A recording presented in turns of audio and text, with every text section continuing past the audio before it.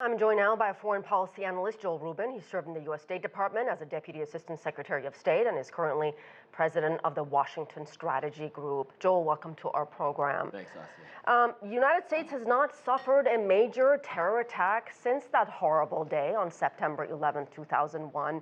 Is America, in fact, safer today? Well, in the homeland, we're safer from a terrorist attack from abroad. Yes, we are. But we have suffered significantly. We have sent troops abroad to Iraq and Afghanistan and had casualties in the thousands. We have spent trillions of dollars here at home as well to protect the homeland. And now we're witnessing here domestically a different kind of domestic terrorism emanating from white supremacists, white nationalism. So terrorism continues in different forms. The U.S. today, certainly when we look back at 9/11 and what's happened between then and now, it has been a costly period for our country. Do military interventions and nation building really work? Have there been lessons that have been learned along the way? Yeah, you'd like to think that we've learned some lessons from the war in Afghanistan, but it's not over. And the president, as we saw just this past week, is dithering about what to do. So I don't think we've learned that lesson yet. We did learn some lessons in Iraq, though, in terms of the danger of starting wars proactively to try to change regimes that we view as hostile to the United States, and the downside risks of that, which is that we've created a vacuum in the Middle East now and a state that has collapsed and cost hundreds of thousands of lives. So Americans are aware of this, but we haven't yet fully come to terms with the dangers of what we've done overseas.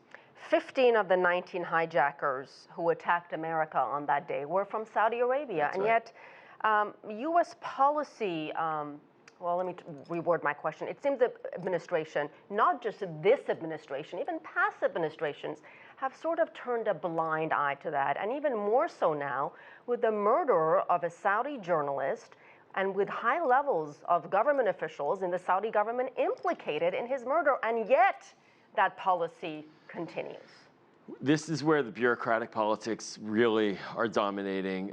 We have a State Department and an executive branch that has continued to want to maintain a relationship with Saudi Arabia in many ways at all costs. And then a Congress which even a couple of years ago passed a bill over the objection of President Obama that he vetoed, and then it overrode his veto to compensate American victims of the 9/11 attacks and focused on Saudi Arabia. So the Congress, responsive to the American people, critical of Saudi Arabia, critical of the Khashoggi murder on a bipartisan basis, primarily in the executive branch wanting to protect that relationship. We're clearly witnessing, though, American relations with Saudi Arabia in a going in a very negative direction with the war in Yemen, without stability on the Middle East peace process, and clearly the succession battle in Riyadh as well is pulling us into internal battles in the Persian Gulf that we need to stay away from. Joel, how much has terrorism really evolved in the last 18 years? I mean, it seems that we're not really talking about Al-Qaeda anymore. We're talking about ISIS. And from the sophisticated, coordinated attacks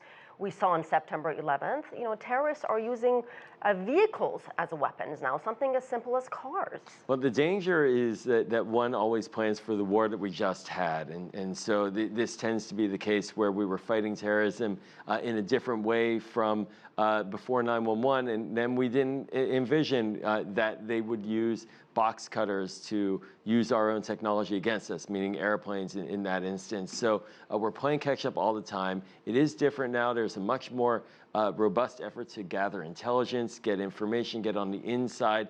But terrorist networks are diffuse, as we've seen with social media and the internet, enabling lone actors, independent types of efforts. And so here in the United States, we've been stuck in this debate about state sponsors of terrorism. Maybe it's Syria and Iran one day, and then stateless actors.